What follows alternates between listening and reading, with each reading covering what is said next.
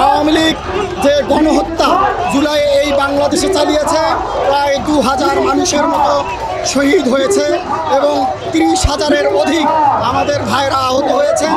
তাদের রক্তের যে দাবি, সেই দাবির প্রতি শ্রদ্ধা জানিয়ে আজকে এখানে হাজার হাজার মানুষ শাহবাগ চত্বরে সমবেত হয়েছেন আওয়ামী লীগ নিষিদ্ধের দাবিতে।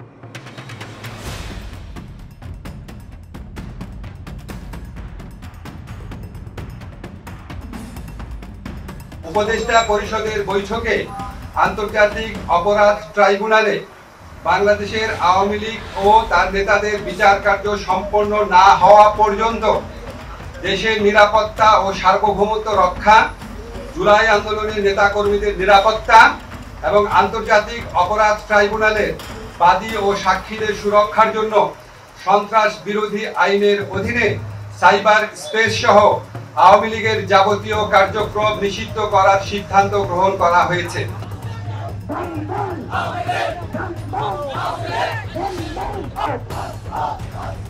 আমার ভাই কবরে